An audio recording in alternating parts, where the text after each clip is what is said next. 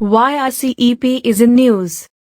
Regional Comprehensive Economic Partnership, RCEP, the largest free trade agreement, FTA, ever, was signed by 15 East Asian countries. What is RCEP? The initiative to establish RCEP was taken by the member states of the Association of Southeast Asian Nations, ASEAN, in 2011.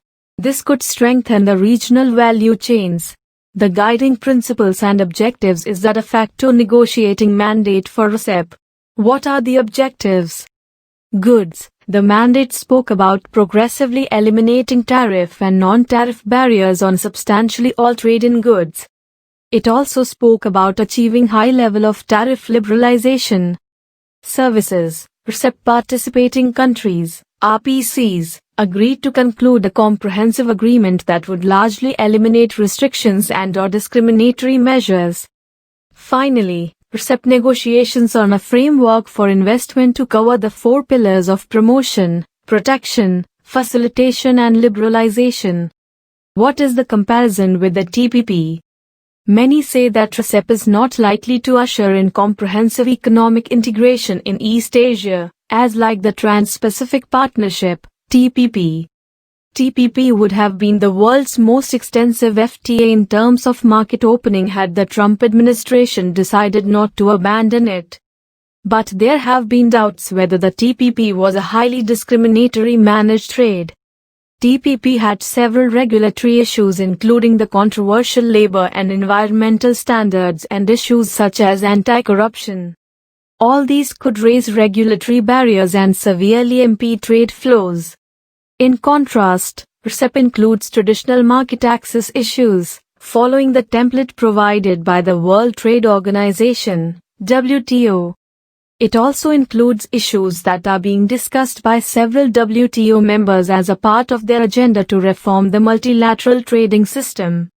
The issues are electronic commerce and investment facilitation. What are the problems?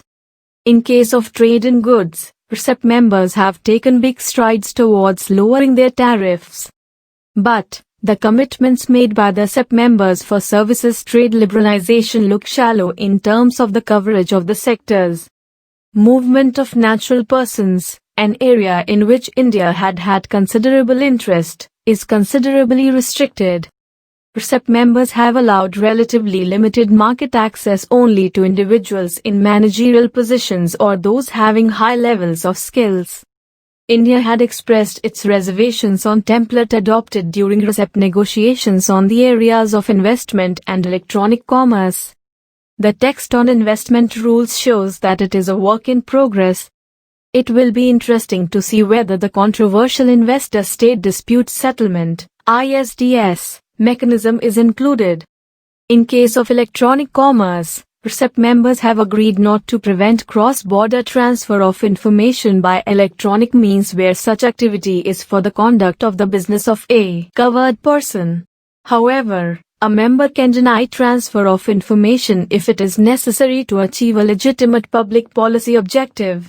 Members can adopt a legal framework which ensures the protection of personal information of the users of electronic commerce. Can India re-engage with RCEP? Prior to the signing of the deal, RCEP has left the door open for India to join RCEP agreement as an original signatory. India has been invited to participate in RCEP meetings as an observer and in economic cooperation activities undertaken by RCEP members. RCEP members may commence negotiations with India once India submits a request in writing of its intention to accede to the agreement. Will India choose to re-engage? The answer seems to be unambiguously in the negative on 2 counts. Concerns raised. During the RCEP negotiations, India had raised a number of concerns, 2 of which include the levels of market access it was expected to provide, especially the deep cuts in tariffs on imports from China, and provisions relating to the investment chapter. Since the border clashes, India has imposed a number of import restrictions on Chinese products. Both these measures would have been infructuous if India were a party to the RCEP. Atmanirbhar Bharat Abhiyan, India's initiative for its economic turnaround, is mainly focused on strengthening domestic value chains.